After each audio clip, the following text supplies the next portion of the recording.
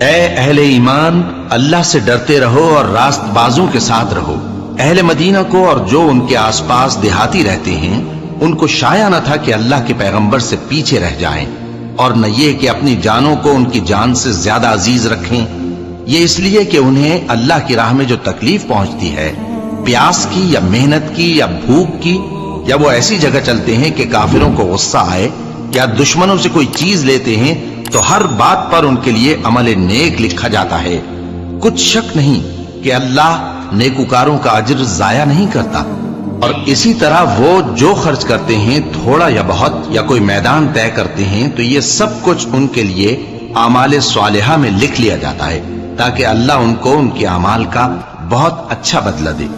اور یہ تو ہو نہیں سکتا کہ مومن سب کے سب نکل آئے، تو یوں کیوں نہ کیا کہ ہر ایک جماعت میں سے چند اشخاص نکل جاتے تاکہ دین کا علم سیکھتے اور اس میں سمجھ پیدا کرتے، اور جب اپنی قوم کی طرف واپس آتے تو ان کو ڈر سناتے تاکہ وہ بھی محتاط ہو جاتے۔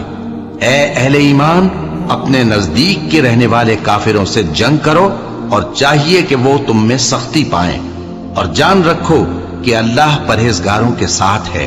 اور جب کوئی سورت نازل ہوتی ہے تو بعض منافق پوچھتے ہیں کہ اس سورت نے تم میں سے کس کا ایمان زیادہ کیا ہے؟ سو جو ایمان والے ہیں ان کا تو ایمان زیادہ کیا، اور وہ خوش ہوتی ہیں، اور جن کے دلوں میں بیماری ہے تو ان کی خباثت کو اور بڑھا دیا، اور وہ مرے بھی تو کافر کے کافر۔ کیا یہ دیکھتے نہیں کہ یہ ہر سال ایک یا دو بار بلا میں پھنسا دیے جاتے ہیں، پھر بھی توبہ نہیں کرتے اور نہ نصیحت حاصل کرتے ہیں؟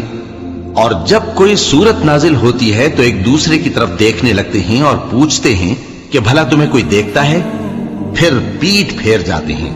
اللہ نے ان کے دلوں کو پھیر رکھا ہے، کیونکہ یہ ایسے لوگ ہیں کہ سمجھ سے کام نہیں لیتے۔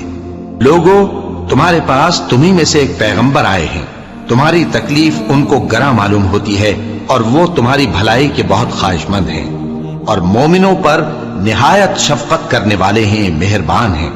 سو اگر یہ لوگ پھر جائیں اور نہ مانیں تو کہہ دو کہ اللہ مجھے کفایت کرتا ہے، اس کے سوا کوئی معبود نہیں، اسی پر میرا بھروسہ ہے، اور وہی عرش عظیم کا مالک ہے۔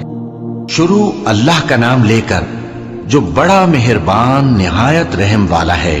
الف لام را، یہ حکمت والی کتاب کی آیتیں ہیں۔ کیا لوگوں کو تعجب ہوا کہ ہم نے انہی میں سے ایک شخص کو حکم بھیجا کہ لوگوں کو ڈر سنا دو، اور ایمان لانے والوں کو خوشخبری دے دو کہ ان کے پروردگار کے ہاں ان کا سچا درجہ ہے۔ ایسے شخص کی نسبت کافر کہتے ہیں کہ یہ تو کھلا جادوگر ہے۔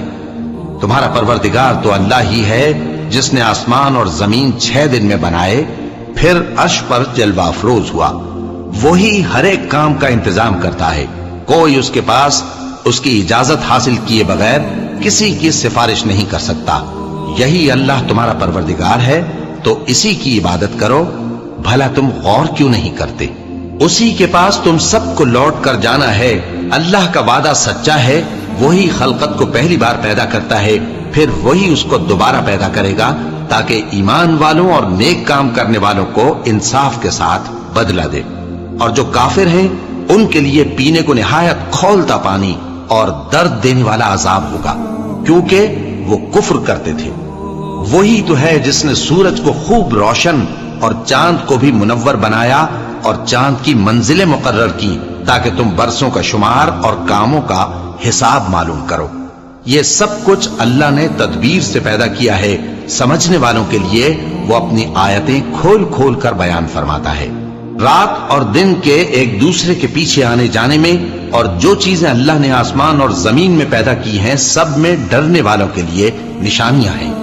جن لوگوں کو ہم سے ملنے کی توقع نہیں اور دنیا کی زندگی سے خوش اور اسی پر مطمئن ہو بیٹھے اور ہماری نشانیوں سے غافل ہو رہی ہیں، ان کا ٹھکانہ ان اعمال کے سبب جو وہ کرتے ہیں دوزخ ہے۔ اور جو لوگ ایمان لائے اور نیک کام کرتے رہے، ان کو ان کا پروردگار ان کے ایمان کی وجہ سے جنتوں میں پہنچا دے گا۔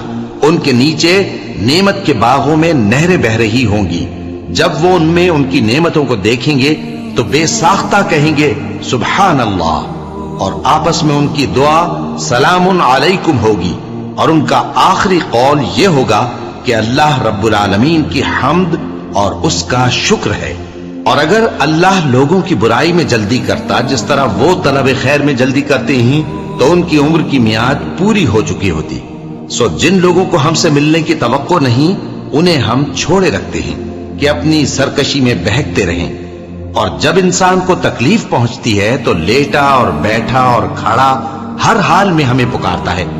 پھر جب ہم اس تکلیف کو اس سے دور کر دیتے ہیں تو بے لحاظ ہو جاتا اور اس طرح گزر جاتا ہے کہ گویا کسی تکلیف کے پہنچنے پر ہمیں کبھی پکارا ہی نہ تھا. اسی طرح حد سے نکل جانے والوں کو ان کے اعمال آراستہ کر کے دکھائے گئے ہیں. اور تم سے پہلے ہم کئی امتوں کو جب انہوں نے ظلم کیا ہلاک کر چکی ہیں اور ان کے پاس پیغمبر کھلی نشانیاں لے کر آئے مگر وہ ایسے نہ تھے کہ ایمان لاتے.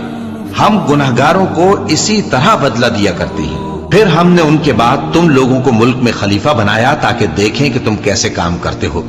اور جب ان کو ہماری آیتیں پڑھ کر سنائی جاتی ہیں تو جن لوگوں کو ہم سے ملنے کی امید نہیں وہ کہتے ہیں کہ یا تو اس کے سوا کوئی اور قرآن بنا لاؤ یا اس کو بدل دو. کہہ دو کہ مجھ کو اختیار نہیں ہے کہ اسے اپنی طرف سے بدل دوں. میں تو اسی حکم کا تابع ہوں جو میری طرف آتا ہے. اگر میں اپنے پروردگار کی نافرمانی کروں تو مجھے بڑے سخت دن کے عذاب سے خوف آتا ہے. یہ بھی کہہ دو کہ اگر اللہ چاہتا تو نہ میں ہی یہ کتاب تم کو پڑھ کر سناتا اور نہ وہی تمہیں اس سے واقف کرتا. بس میں اس سے پہلے تم میں ایک عمر رہا ہوں اور کبھی ایک جملہ بھی اس طرح کا نہیں کہا. بھلا تم سمجھتے نہیں؟ تو اس سے بڑھ کر ظالم کون ہوگا جو اللہ پر جھوٹ باندھے یا اس کی آیتوں کو جھٹلائے. بے شک گناہگار فلاح نہیں پائیں گے.